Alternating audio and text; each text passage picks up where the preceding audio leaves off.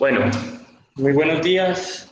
Hoy vamos a conversar sobre el PET y su utilidad o lo que representan los tumores cerebrales, diagnóstico y demás cosas que tengan que ver con el pronóstico. Mi nombre es Daniel Alberto Polinar García, residente en neurocirugía de la Universidad de Antioquia. Entonces, cuando hablamos de tumores cerebrales, estos corresponden al 1.4% de los nuevos diagnósticos de cáncer que se hacen, corresponden al 2.6% de las muertes por cáncer, más o menos 30 por 100.000 personas es la incidencia de estos tumores cerebrales, y tenemos que tener en cuenta que las metástasis corresponden entre el 50 al 70%. Y de los tumores primarios, los meningiomas y los tumores gliales ocupan 2/3 de estos tumores. En esta gráfica vemos esa representación que les decía. Vemos acá 35% corresponde a los meningiomas, 15% a glioblastomas y 10% a tumores gliales, otros tipos de tumores gliales. Entonces vemos ahí que eso suma a 60%. Entonces corresponde a unas 2/3 partes cercano a esto. Este artículo o esta gráfica es un artículo que fue publicado acá en Colombia, en esta revista. Muy bien. Entonces, cuando tenemos como el diagnóstico para estos tumores cerebrales, la resonancia sigue siendo hasta el momento el examen de elección. Nos ayuda a tener una mayor claridad de los tejidos blandos, alta resolución espacial y amplia disponibilidad. Se encuentra en casi todos los centros de tercer o cuarto nivel, algunos no, pero ya en la mayoría. La especificidad para el tejido neoplásico es baja, entonces ahí ya comenzamos a tener inconvenientes. Y los desafíos que lleva la resonancia en el manejo de los tumores es lograr una buena distinción entre cáncer y lesiones no neoplásicas, delimitación de la extensión del tumor y diferenciación de los cambios relacionados con el tratamiento de la recaída del tumor. Recordemos que los criterios RANO, que son específicamente para tumores gliales de alto grado, nos hablan de unos parámetros que tienen en cuenta la resonancia contrastada, la resonancia T2 y el FLAIR, y si hay presencia o no de nuevas lesiones, aparte de los esteroides y la parte clínica. Sin embargo, a pesar de que estos criterios RANO han ayudado muy bien para diferenciar entre una enfermedad que respondió completamente, respuesta parcial, una enfermedad estable o una progresión, todavía se queda corto. Entonces, por eso el argumento de hablar de PET en el diagnóstico o en una guía del tratamiento para estos tumores gliales. Entonces, la utilidad se divide en estos cinco, lo quise dividir en estos 5 parámetros, que es la clasificación de tumores y estimación del pronóstico, detectar la recurrencia tumoral y distinguirla de la radionecrosis, localizar el sitio óptimo de biopsia, evaluar la respuesta a la radioterapia o a la terapia quimioterapia y definición de volúmenes objetivos para la radioterapia. Entonces, esa es la utilidad, y cuanto a las indicaciones, nos ayuda a identificar el tejido neoplásico y la delimitación de la extensión del tumor para el tratamiento diagnóstico y terapéutico adicional. Diferenciar entre tratamiento o cambios relacionados al tratamiento versus la progresión. Y evaluación de la respuesta determinada de un agente quimioterapéutico de ese tumor que tenga respuesta a ese quimioterapéutico, un factor o un efecto predictivo en el resultado de los pacientes que vayan a ser tratados con ese medicamento. Otros artículos han puesto como indicaciones y son claros en decir que no es para diagnóstico, o sea, es decir, es un complemento, tiene que estar acompañado de la clínica, de la resonancia y demás estudios que se pueden realizar en el abordaje de estos tumores. Ayuda a determinar el grado del tumor. Se dice que a mayor captación, a mayor grado del tumor, se va a tener una mayor captación. Asesoría en el sitio de la toma de biopsia. Como vamos a ver más adelante, eso quiere decir que donde más capta, nos puede indicar que es el mejor sitio donde debemos poner el target para realizar una biopsia esterotársica para tener un mayor rendimiento diagnóstico con la histopatología. Nos ayuda a diferenciar entre radionecrosis y tumor residual, nos ayuda a ver la evaluación de la respuesta a la quimioterapia y, como estamos hablando de tumores, nos ayuda a ver eh, la diferencia entre tumores e infecciones. Y como muestra la diapositiva, diferenciación de linfoma versus toxoplasmosis o tuberculosis en pacientes con VIH. Y cuando se usa el PET tardío, se ha demostrado que el tumor se demora más en lavar esos trazadores que se usan, lo que hace que se pinte más y dure más tiempo, lo que ayuda al diagnóstico eh, diferencial con la corteza normal y con la inflamación. Entonces aquí vemos casos, por ejemplo, un cáncer de seno y un meningioma. Entonces vemos que es tumor o radionecrosis. Y aquí vemos que en la resonancia esta lesión hiperintensa en fosa posterior se ve el hemisferio izquierdo. Y aquí vemos esta otra lesión frontal eh, izquierda también. Vemos que la lesión hipermetabólica acá en este PET corresponde a la metástasis, mientras que eh, la lesión frontal izquierda no se ve tan, no capta tanto, lo que nos puede hablar que puede ser un meningioma. Este es otro paciente donde vemos que tuvo una lesión con edema del lóbulo temporal derecho, ¿cierto? Porque fue llevado a tiene antecedente un neurinoma que le dieron radioterapia en esa masa del lóbulo temporal. Aquí vemos los cambios, acá se van a ver. Y pues estos cambios podrían sugerir que eso está nuevamente recayendo. Sin embargo, vemos que es hipometabólico, lo que puede decir que habla de cambios de radionecrosis, esta imagen que en el TAC se ve así. Este es un paciente, 34 años, con un astrocitoma. Hace 5 años le dieron cirugía y radioterapia como tratamiento y vemos que en el área de encefalomalacia, al lado del área de encefalomalacia, se ve un área captante importante que cuando hacemos la fusión con los estudios como la resonancia o la tomografía, vemos la captación que presenta y lo que nos habla de eso es que no son cambios de encefalomalacia, sino que también además de eso tienen una progresión de la enfermedad. Este otro es un paciente que tiene un tratamiento quirúrgico después de que se encontró un tumor glial frontotemporal derecho. Y sin embargo, en los controles postoperatorios se veía esta imagen, se pensaba que era una recurrencia tumoral, sin embargo, el PET no muestra captación, por lo que se considera que es no, no es una progresión, sino es una respuesta completa a la enfermedad. Entonces, las bases del PET. Tenemos que saber que la glucosa es el principal metabolito de los tumores cerebrales que permiten su replicación, su ciclo celular. Y esa glucosa va desde el metabolismo desde el plasma a las células y se fosforila por medio de la exoquinasa y que va a llevar a un producto que es la glucosa 6-fosfato, que es el compuesto de partida, y de ahí se va para la síntesis de glucógeno, para la vía glucolítica en Denmeyer-Hof, para hacer lactato o piruvato, entra al ciclo del ácido tricarboxílico o o se deriva al ciclo de las pentosas. Es esta imagen. Entonces tenemos la glucosa, la exoquinasa, el glucosa 6-fosfato, el glucógeno, la vía de las pentosas en Denmeyer-Hof para hacer piruvato o lactato y por medio del piruvato entra al ciclo del ácido tricarboxílico. Pero entonces el PET usa una molécula muy similar a la glucosa, que es el fluorodeoxiglucosa, el FDG. Es similar a la glucosa, se transporta en la barrera hematocefálica y membranas celulares.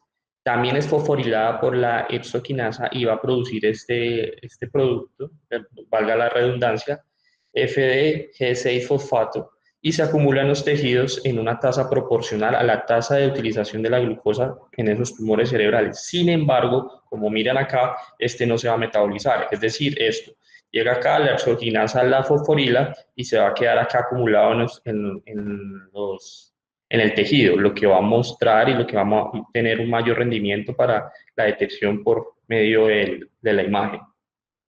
Entonces acá vemos, por ejemplo, un tumor grado 4, que todos sabemos, el glioblastoma, cómo tiene una captación importante, lo que decíamos, a mayor malignidad, mayor captación, mientras que acá vemos un oligodendroglioma que no se ve, no capta mucho, que es un oligodendroglioma grado 2.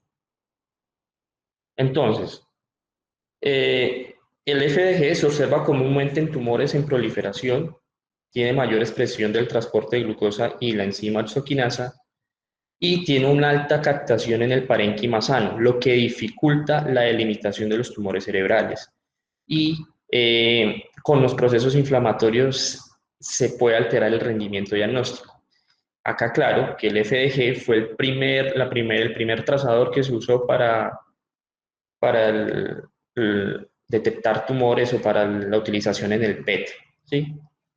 Sin embargo, después se utilizaron otros trazadores como son los aminoácidos radiomarcados, y lo que tienen de ventaja esto es que hacen una mayor captación en el tejido neoplásico, baja captación en el tejido cerebral sano, lo que hace que haya un mayor contraste entre el tumor y el tejido normal. Y se han usado principalmente tres aminoácidos: el de metionina, que es el MET, el de dopa y el de tirosina, el FET.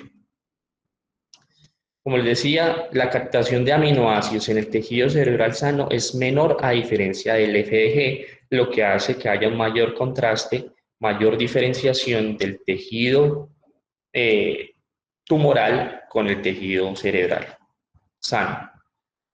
Entonces, el tumor lo que hace es aumentar la captación de estos aminoácidos por medio de ¿por qué? Porque hace mayor transporte a ciertos sitios de transporte de esos aminoácidos y estos, porque el tumor tiene una sobreexpresión, ¿sí? De estos transportadores, lo que hace que esos aminoácidos se acumulen más en ese tumor. Hay otro que se usa mucho, que es el de sumastostatina, que es para meningiomas. Recordar que estos meningiomas tienen una sobreexpresión de los receptores de somatostatina, y lo que se usan estos trazadores para tener una buena visualización de los meningiomas mediante el PET. Se dice que hay un subtipo que es el tipo 2, que es el más abundante y se expresa casi en el 100% de los meningiomas, lo que aporta mucha utilidad diagnóstica. Los trazadores que se usan para esto son el dotatate y el dotatoc, que tienen que ver con el otrótate y el otrotio. Y también han mostrado una utilidad en tumores neuroendocrinos, pero todavía esto está en estudio. Hay otros trazadores que no son ni FDG ni aminoácidos y son los que tienen que ver con los análogos del nucleósido timidina, y lo que nos ayudan es a evaluar la proliferación celular, seguimiento de la recuperación de la ruta de la timidina, bases pirimídicas y purínicas. Entonces, cuando hablamos de las 5 utilidades que tiene el PET, perdón, vamos a hablar de clasificación de tumores y estimación del pronóstico. Entonces, el primero que habló de esto fue este autor Lichiro, y sus colaboradores fueron pioneros en la aplicación del FDG en el diagnóstico de los gliomas. Entonces, él, mediante sus estudios, determinó o dijo que podía clasificar los gliomas de alto grado y de bajo grado dependiendo de la captación que tenían al FDG en el PET.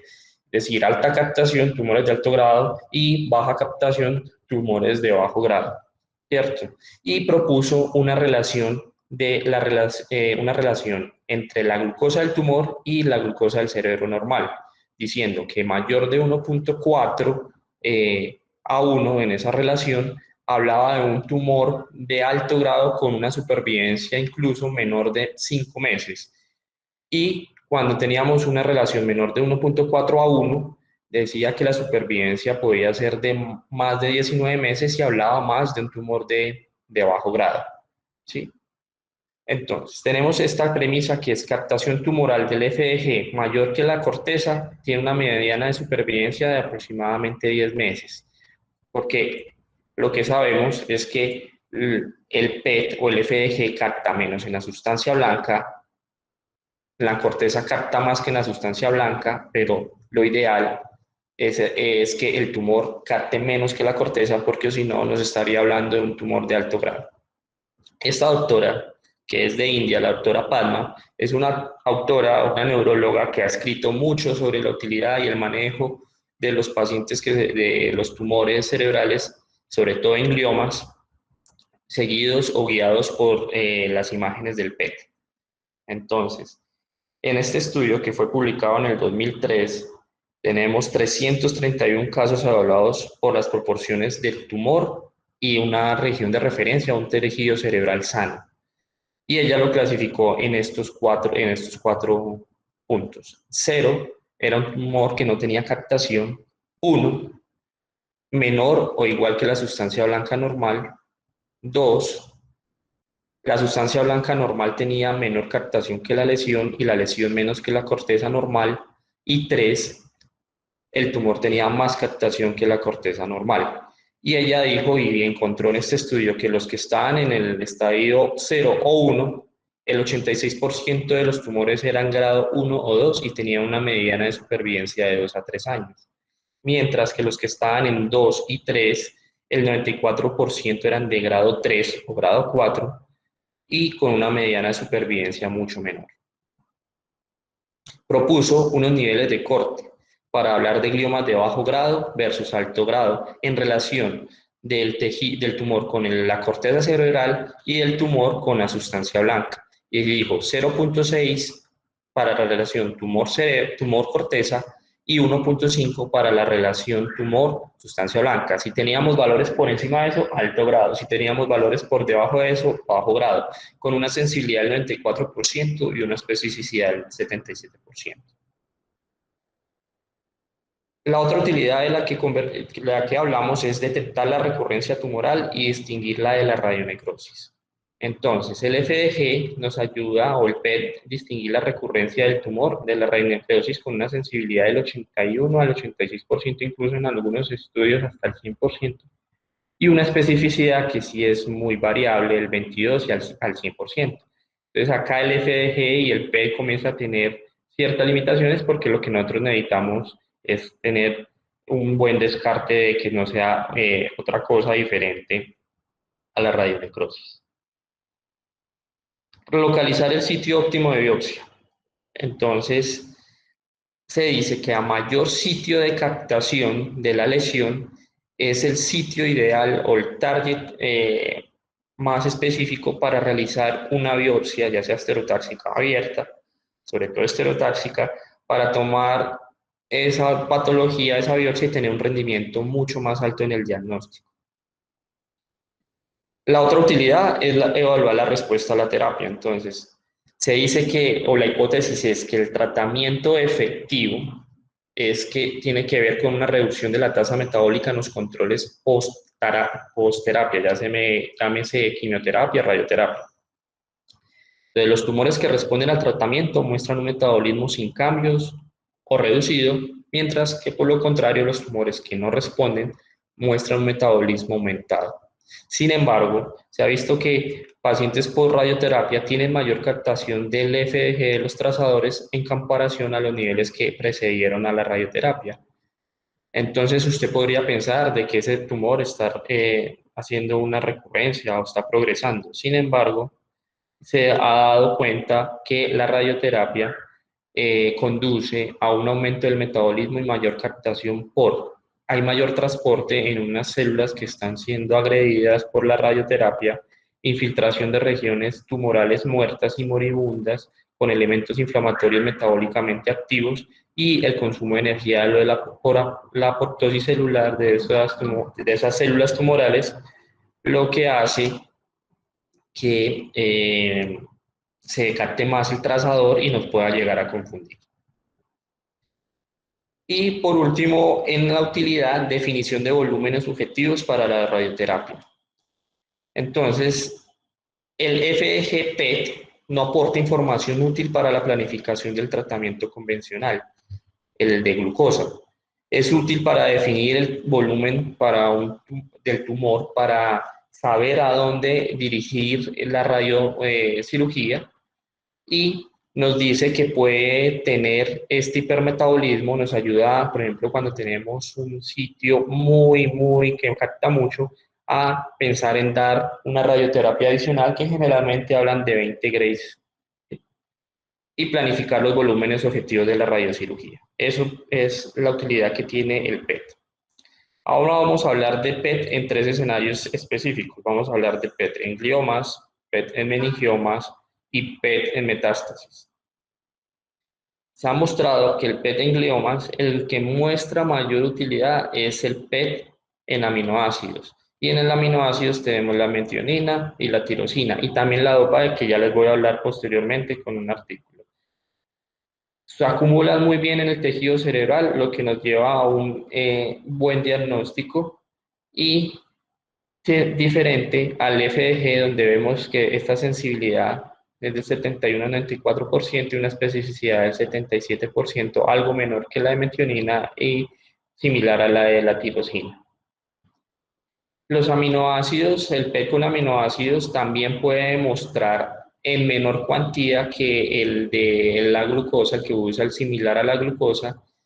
Pueden hacer captaciones erróneas o nos pueden confundir en pacientes que tengan accidente cerebrovascular isquémico, infecciones locales relacionadas con un absceso cerebral, procesos inflamatorios como la esclerosis múltiple y en el estado epiléptico.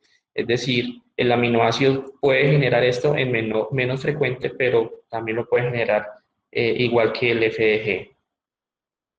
Cuando hablamos de los 20 al 30% de los tumores gliales grado 2 con el IDH mutado no muestran absorción de los aminoácidos.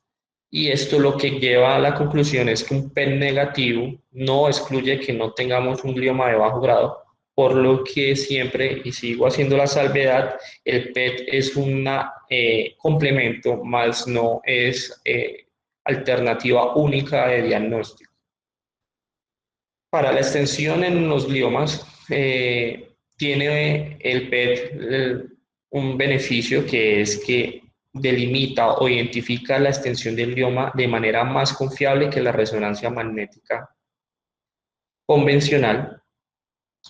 El PET con tirosina se correlaciona histológicamente con los focos anaplásicos malignos, y muchas veces la resonancia subestima el volumen tumoral metabólicamente activo, aunque se ha tratado con el FLAIR y otras secuencias determinar cuál parte ese tumor, hasta dónde se va más allá del área que capta con el contraste.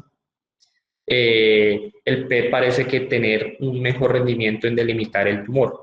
Sin embargo, no hay estudios donde nos digan que después de hacer un PET siguió un tratamiento, ya sea cirugía o radioterapia, y qué resultados tuvieron esos pacientes después de haber hecho ese tratamiento, guiados no por resonancia, sino por PET. El PET en gliomas malignos IDH no mutado, la WILD, tienen una alta precisión diagnóstica, sobre todo los que son de aminoácidos, con los trazadores de tirosina y los trazadores de dopa, para diferenciar entre la progresión del tumor y los cambios relacionados con el tratamiento. ¿Cuáles son estos cambios o esas pseudoprogresiones? Temprana es cuando tenemos menos de 3 meses, los primeros 3 meses, y puede ser por cambios de la temozolomida, y menos frecuente la quimiorradiación, la radiación, perdón.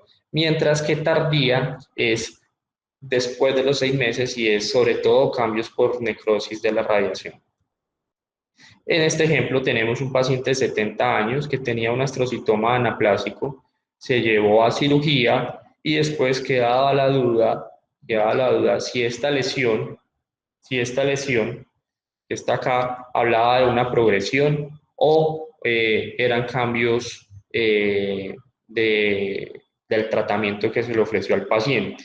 Entonces vemos esta resonancia contrastada, donde vemos esta lesión que nos llama la atención ahí, Acá en el T2 también se ve, incluso con algo de edema, pero cuando le hicieron el PET mostró que esa no captaba, tenía hipocaptación. Le ayudaron a este paciente a biopsia estereostáxica y en esta vieron que no tenía progresión, sino que se hablaba de cambios por tratamiento y necrosis inducida por la radiación. Otro parámetro es la evaluación de la respuesta al tratamiento en gliomas. La resonancia puede ser confusa porque puede mostrar edema tumoral perifocal, lesión por radiación, desmielinización, isquemia o inflamación por la manipulación del tumor en la parte quirúrgica o por la radioterapia. Entonces, el PET por metionina tiene la evaluación confiable de la respuesta a la quimioterapia basada en la temozolomida y nitrosuria en gliomas de alto grado. Dice que los respondedores metabólicos en el PET quiere decir que están teniendo respuesta a esa quimioterapia y van a tener pues claramente mejores resultados cuando termine esa quimioterapia.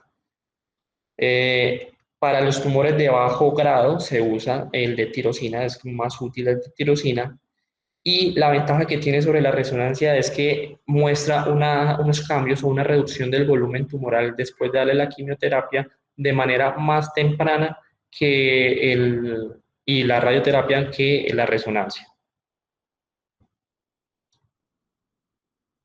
Cuando tenemos pacientes con diagnósticos recientes de glioblastoma con el IDH no mutado, el PET con tirosina nos ayuda a valorar el valor predictivo de los cambios que va a tener ese paciente por temozolomía entre las 6 a 8 semanas. Entonces, lo mismo, lo que responden, aquí, ¿cómo se definen los que responden? Los que responden quiere decir que tiene un PET previo al tratamiento con una relación tumor-cerebro y que después del tratamiento esa relación tumor-cerebro bajó un 10%. Eso quiere decir que está respondiendo a la quimioterapia. Todo esto guiado por el PET con tirosina. Y la supervivencia es más larga en los pacientes que tienen una captación estable o en aumento después del marcador, después de que tengan un menor resultado respecto al pretratamiento. Respecto al bevacizumab, es un método alternativo para evaluación de respuesta al tratamiento. Sabemos que el bevacizumab es antiangiogénico y entonces nos va a generar que reduzca el edema peritumoral, incluso que disminuya el área del contraste, pero ese efecto puede ser limitado en tiempo, ¿cierto? Entonces, el PET con dopa y el PET con tirosina son útiles para predecir un resultado favorable en los que resultan o en los que responden al bevacizumab. Vamos a hablar ahora de PET en meningiomas. Hablamos que como los meningiomas expresan la somatostatina, ¿cierto?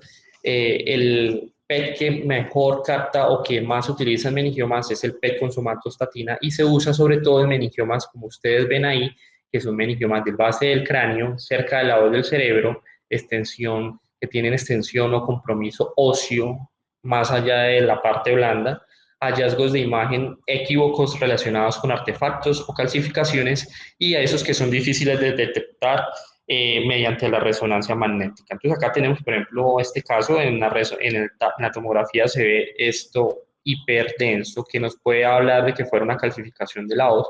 Sin embargo, cuando hacemos el PET, vemos que sí hay una captación importante y lo que nos habla que a la somatostatina, lo que nos habla y nos indica que eso es un meningioma. Otro caso, por ejemplo, acá en este tumor, donde que la lesión no es clara, podemos pensar que es una lesión lítica de otra estirpe. Sin embargo, cuando hacemos el PET somatostatina, nuevamente aquí capta y hacemos la fusión donde vemos que corresponde a la imagen que habíamos visto previamente en la tomografía. Otro ejemplo es este tumor, este meningioma que ya teníamos conocimiento que existía en la resonancia, ¿cierto? Pero ahí no nos ayuda mucho la resonancia de limitar el compromiso que tiene sobre la base del cráneo, sobre la parte ósea, mientras que con el PET, mire cómo nos marca nos delimita el tumor y nos ayuda a planear un tratamiento, pues, idealmente con un Simpson 0. Aquí lo mismo, tenemos un tumor acá de la crinoides, ¿cierto? meningioma. Sin embargo, en la tomografía ni en la resonancia se nota la diferencia de la captación que tiene acá este PET mostrando una lesioncita acá y otra pequeña captación acá, que cuando lo fusionamos vemos una lesión aquí y acá que pueden pasar inadvertidas y pasar de un meningioma normal a llegar a pensar en una meningiomatosis. En meningiomas, el FDG, o sea, el que es similar a la glucosa, no es adecuado para la eliminación precisa del meningioma. Eh, el que se usa es la somatostatina porque provocan una mayor captación en el área del tumor y no captan casi en el tejido sano, lo que hace que haya una diferenciación mucho más alta. Nos ayuda mucho en la delimitación precisa de la extensión del tumor en varias ubicaciones, por ejemplo, en esas que mostramos que no veíamos hasta dónde se iba ese tumor y en otras ver lesiones que no se aprecian por resonancia ni por tomografía. Y también nos ayuda a diferenciar los meningiomas de la vaina del nervio óptico de los procesos inflamatorios, ¿sí? De los procesos inflamatorios que no sean tumorales, también de la vaina del nervio óptico. Este artículo, que es del 2012, comparó la resonancia con contraste y el PET con somatostatina antes de la radioterapia en pacientes a los que se pensaba tener meningioma, ¿cierto? Entonces, ¿qué mostró este estudio? Que todos los pacientes que fueron llevados a PET se demostró que tenían el meningioma. El PET en todos detectó los meningiomas, mientras que la resonancia en el 90% de los casos. Miren ustedes, de 190 pacientes, 171 fueron detectados por medio de la resonancia con contraste. Entonces se concluyó en este estudio que la sensibilidad de detección de meningiomas en comparación con la resonancia en el PET es mucho más alta. También nos sirve para medir la recurrencia de los meningiomas. Tenemos en cuenta que los meningiomas se consideran grado 1, una clasificación histopatológica de la WHO, pero a pesar de eso pueden llegar a tener una tasa de recurrencia del 20 al 40% a los 2 años, a pesar de que usted haga una resección completa. Y si usted hace una resección subtotal, puede llegar a aumentar ese volumen, ese riesgo de recurrencia a más del 50% a los 10 años. Entonces, si damos radioterapia, después, ¿cómo hacemos para saber si es recurrencia versus progresión? La resonancia, la verdad, no ha mostrado resultados muy concluyentes. Hay utilidad en algo, pero no totalmente absoluto. Mientras que el PET con somatostatina y el trazador DOTA-TATE tiene una alta sensibilidad superando la resonancia hasta en un 90 a 79% de los casos, con una sensibilidad del PET del 97 frente a 54 de la resonancia y una especificidad de 100% del PET frente a 83% de la resonancia. El PET nos sirve para el radioterapia en meningiomas. Sí, tiene utilidad importante en la marcación del target objetivo de la radioterapia. Sin embargo, hay un número limitado de estudios que nos muestren la respuesta que tenga el PET después de la radioterapia. Y lo que sí nos sirve es que puede permitir una evaluación más temprana de los efectos del tratamiento de la resonancia, que la resonancia en la radioterapia, o sea, la radionecrosis o los cambios por la radioterapia, pero no es muy concluyente y hay estudios muy pocos.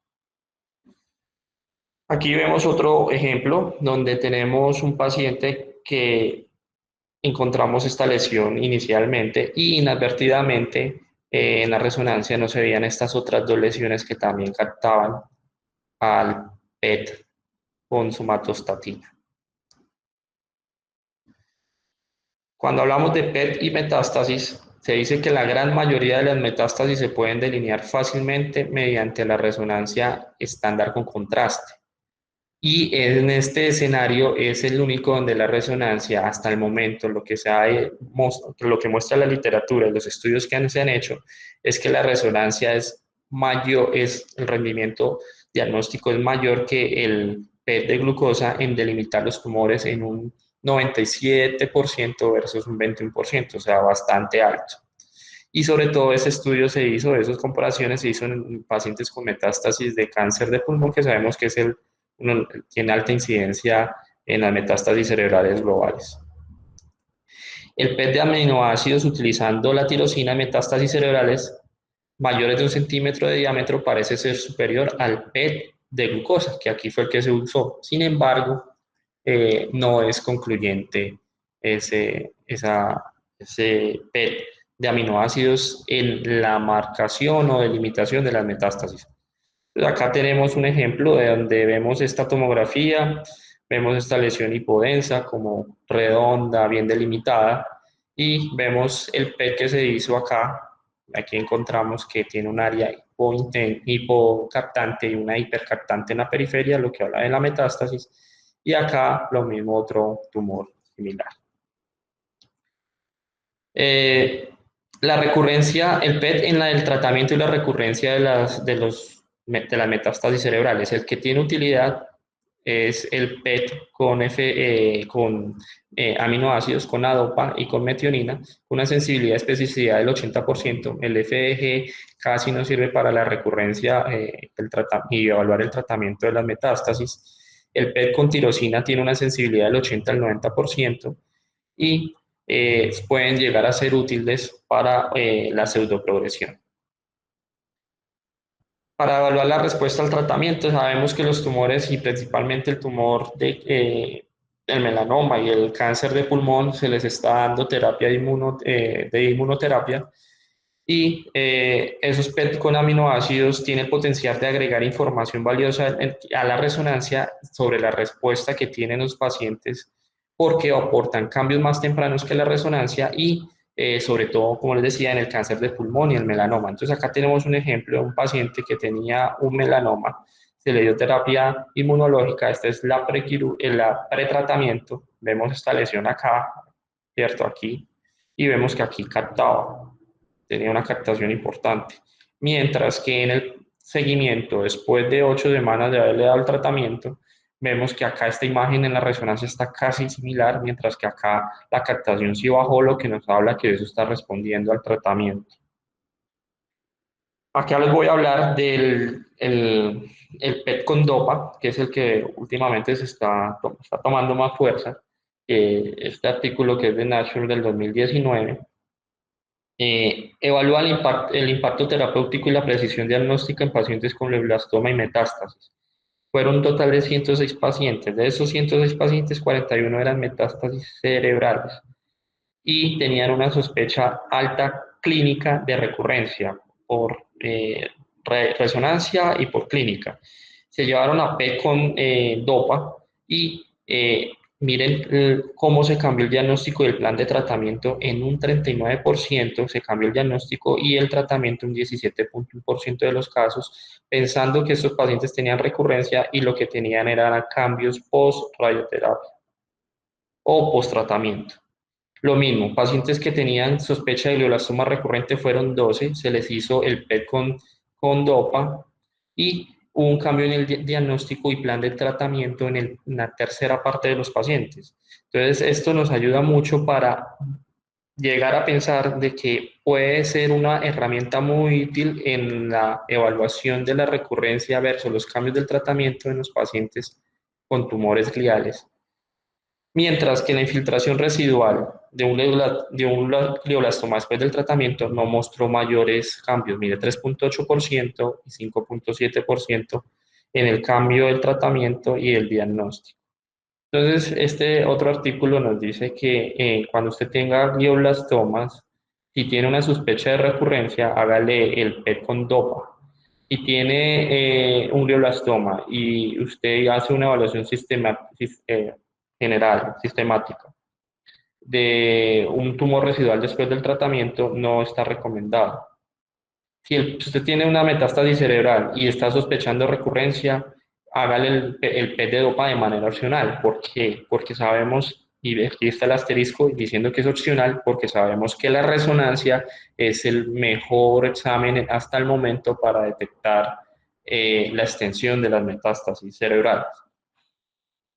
Entonces, en ese estudio concluyeron que el PET con DOPA tiene un impacto significativo en los pacientes en los que se les sospecha recurrencia del tumor cerebral, ya sea glioblastoma o metástasis cerebrales, pero de bajo impacto cuando se usa para evaluar la infiltración del glioblastoma residual después de una línea o el tratamiento con radioquimioterapia, o de primera línea o segunda línea. En este estudio, en esta imagen, perdón, vemos un paciente que se llevó a cirugía por una lesión glial, ¿cierto? Después de 11 meses, el paciente consulta, le hacen esta resonancia y tiene esta imagen, donde pues en primera instancia se pensó que eran cambios posteriores a la de radionecrosis o una pseudoprogresión. Sin embargo, cuando se hace el PET, se ve que el tumor o la lesión capta de manera importante lo que se piensa que no es una pseudoprogresión, sino una recurrencia tumoral. Igual en este otro, vemos como el PET con DOPA tiene una mejor captación en el glioblastoma, que es alto grado, mientras en el oligodendroglioma, también grado 2, también tiene una captación importante, a diferencia del que mostré en la imagen al comienzo del FDG, que no tiene una captación importante en el oligodendroglioma. Entonces, el resumen de las recomendaciones para el uso del PET en estos tres tipos de tumores cerebrales, gliomas, meningiomas y metástasis cerebrales, es que para la identificación del tumor, incluida la delimitación de la extensión, en gliomas el que más sirve es el PET de aminoácidos, llámese tirosina, metionina o DOPA. En meningiomas, sin duda, el de somatostatina. Y en las metástasis cerebrales, miren ustedes, el método de elección sigue siendo la resonancia magnética. En la evaluación de la respuesta al tratamiento, tenemos que en los gliomas, los aminoácidos también sigue siendo el que manda en la evaluación de la respuesta al tratamiento. En los meningiomas puede ser cualquiera de estos dos, el PET o por aminoácidos o la somatostatina. Y en las metástasis cerebrales tenemos el PET por aminoácidos y tenemos el de timidina, que está hasta ahora haciéndose estudios de timidina. Y la diferenciación de los cambios relacionados con el tratamiento de la progresión del tumor durante el seguimiento, o sea, los cambios después del tratamiento en gliomas, sigue siendo el PET por aminoácidos, en meningiomas el PET con somatostatina y en metástasis cerebrales el PET por aminoácidos. En conclusión, en gliomas el que manda la parada en diagnóstico por PET es el PET por aminoácidos, en meningiomas el PET con somatostatina y en metástasis cerebrales sí es variado, siendo la resonancia magnética el de elección en la limitación del tumor y la extensión y diagnóstico, en la evaluación del tratamiento el de aminoácidos y en los cambios después del tratamiento también de aminoácidos. Conclusiones que traigo para esta charla. En los gliomas, los aminoácidos radiomarcados nos dan información de diagnóstico, de limitación de la extensión del tumor para la planificación del tratamiento, el diagnóstico de cambios relacionados con el tratamiento y para la evaluación de la respuesta al tratamiento. El PET para receptores de somatostatina puede agregar información de diagnóstico valiosa a la resonancia magnética estándar en meningiomas, especialmente en lo que respecta al diagnóstico diferencial y la detección del tejido de meningioma.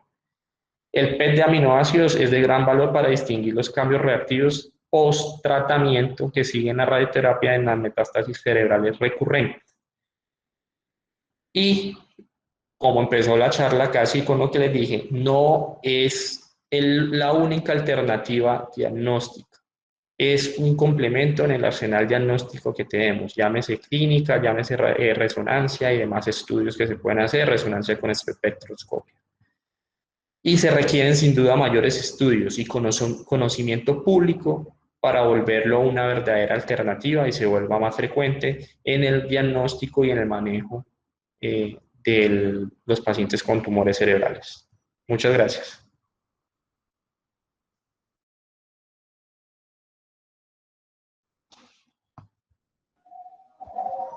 Daniel, muchas gracias. ¿Cuál es la recomendación entonces cuando sospechamos una radionecrosis con la resonancia? Yo personalmente nunca he pedido PET-CT para un tumor cerebral. Profe, lo que pasa es que La recurrencia en la resonancia cerebral puede estar, o sea, es difícil porque aparte de eso tenemos que las resonancias capta el área del contraste y además tenemos el área peritumoral, pero no podemos saber efectivamente si ese metabolismo, a veces nos ayudamos con la espectroscopía, pero realmente se queda corto muchas veces en relación al PET en el diagnóstico o saber si ese tumor tiene un metabolismo alto, eh, para saber si estamos hablando de una progresión, una recurrencia o estamos hablando de cambios post-tratamiento, realmente de radionecrosis o cambios por la quimioterapia. Y como mostré en la charla, el PET que más muestra utilidad en este momento es el PET de aminoácidos y el que está ahorita como mandando ya la parada recientemente es para ser más específico, es el PET con dopa. Sin embargo, no sé si en todos lados tengamos la disponibilidad del PET con dopa. También se utiliza el PET de tirosina y el de metionina, pero no sé, el rendimiento puede ser algo menor. Respecto al de el FDG, que es el que es parecido a la molécula similar a la glucosa, vemos que la progresión o los cambios no son tan específicos para descartar progresión o recurrencia. En síntesis, podríamos decir que siempre es un comentario, ¿no? Lo que tú dijiste, pero estamos obligados a pedirlo siempre. Eso es lo que a mí me queda duda. ¿Cuándo adicionamos un PET-CT al examen diagnóstico de un paciente que estemos sospechando un tumor cerebral? Profe, esto es nuevo, ¿no? Porque pues hasta el momento se estaba comenzando a tomar más auge el PET, pero en consideración de lo que leí, sería ideal poner ese PET, ponerlo como protocolo o complemento a la resonancia en los pacientes, en todos los pacientes con tumores biliares que son llevados a radioterapia o a quimioterapia, que son todos prácticamente, para tener una buena valoración de la respuesta al tratamiento y saber si el paciente está haciendo progresión. Mi concepto deberían ser todos, profe. Sin embargo, que eso hasta ahora se está comenzando a hablar de este tema y pues en todas las instituciones no se cuenta con medicina nuclear.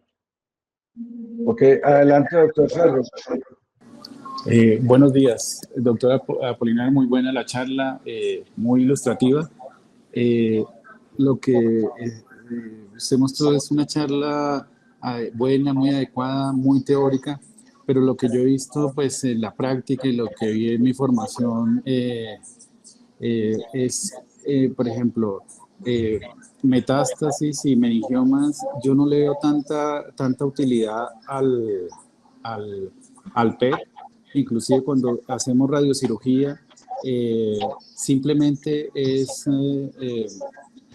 con un poco de experiencia uno puede manejar esas imágenes post radiocirugía, ¿sí?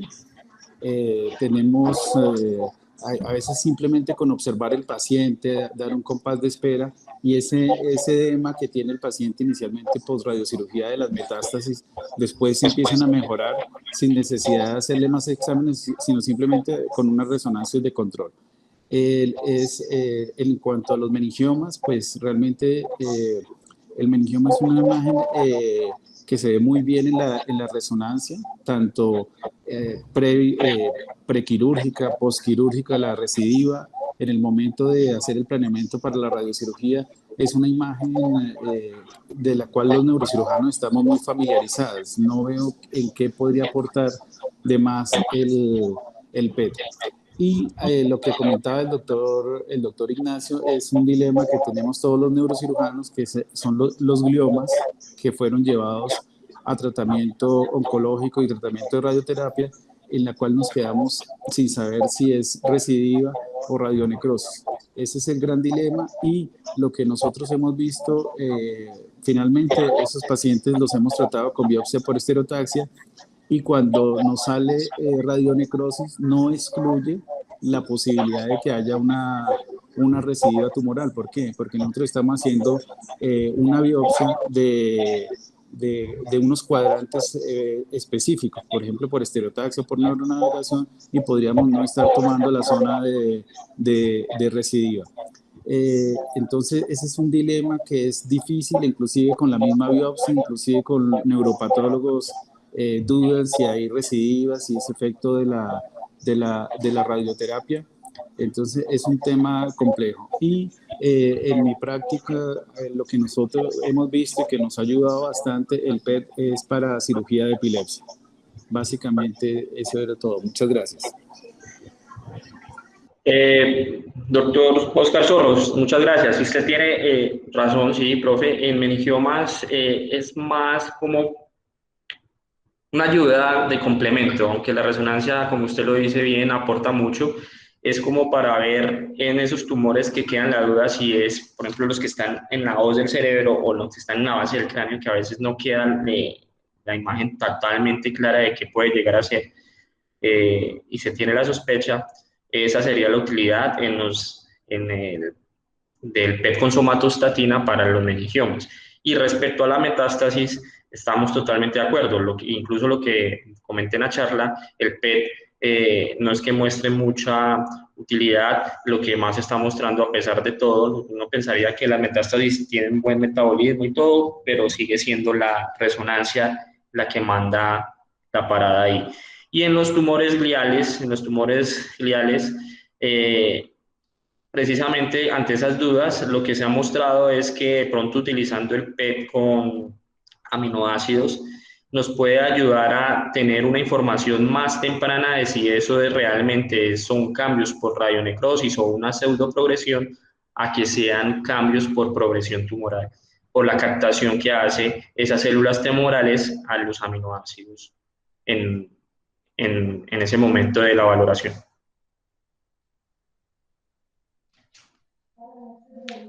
Ok, yo creo que ha sido muy claro, una exposición compleja, pero muy buena. ¿Alguien tiene algún otro comentario?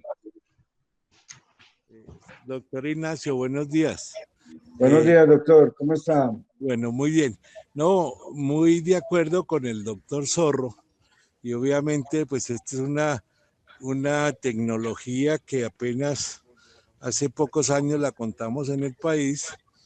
Y yo creo que muy pocos estamos acostumbrados también hoy a usar este tipo de marcadores que ayudan a hacer el diagnóstico. Una pregunta, doctor Daniel, lo que usted revisó, doctor Zorro, que es una duda que tengo, en los meningiomas que antes considerábamos absolutamente benignos y sabemos que hoy hay meningiomas desde un comienzo de comportamiento maligno, ¿hay algún trabajo o algún artículo que pudiese mostrar con relación a lo que usted mostró para hablar si hay una meningiomatosis? Porque muchas veces esas pequeñas áreas que usted mostró a nivel frontal, creo, y en ese meningioma del clivus que se veían, pueden tener algún ayuda con este tipo de marcadores de somatostatina en un futuro para ayudarnos a predecir un poquito sobre todo la evolución de los tumores? Pues, profe, mire, podrían llegarse a utilizar otros, el de somatostatina podría llegar a tener una captación más fuerte si sabemos que estamos ante una estirpe de un meningioma de más grado, por decirlo así. Y además de eso, como yo les dije ahí en la presentación, el que es similar a la glucosa no capta, porque es que realmente se considera que el meningioma es un tumor de bajo grado y la captación que hace o la utilización de la glucosa que hace el meningioma no es tan alta como los tumores gliales de alto grado. Entonces, se podría llegar a pensar, y hay estudios donde los captadores los trazadores como los aminoácidos podrían llegar a aportar algo en los meningiomas cuando ya tienen una diferenciación algo mayor del tumor meningioma benigno que consideramos más frecuente en nosotros. Pero concluyente y en la literatura totalmente ya como recomendación no está. Entonces se habla de los aminoácidos que nos pueden ayudar, que se supone que si es una lesión más maligna tiene mayor utilización de mayor replicación, mayor utilización de glucosa y podrían aportar información, pero no está totalmente escrito. Doctor Perilla, buenos días, cordial saludo. Lo mismo, doctor Zorro, me place verlo también. Bueno, muchas gracias. Doc, pues es decir, es que yo veo que la meningiomatosis es una entidad muy florida desde el punto de vista imagenológico, ¿sí? Cuando uno ve meningiomas múltiples y todo, pues es ese tipo de meningiomatosis a la que usted se refiere, pues yo creo que se ve bastante bien en la resonancia. E inclusive, o sea, definitivamente para tipificar el meningioma lo mejor es la patología, pero a lo que usted se refiere creo que es a los meningiomas atípicos. Hay signos imagenológicos en la resonancia, ¿no? Que nos han enseñado que esos meningiomas pueden ser, no ser benignos, sino pueden ser meningiomas atípicos, meningiomas malignos, ¿sí? Hay un artículo muy bueno en la literatura del doctor Albernia, neurocirujano colombiano, que escribió con el doctor Sandú sobre específicamente el grado de benignidad o malignidad de los meningiomas de acuerdo a la imagen. Gracias.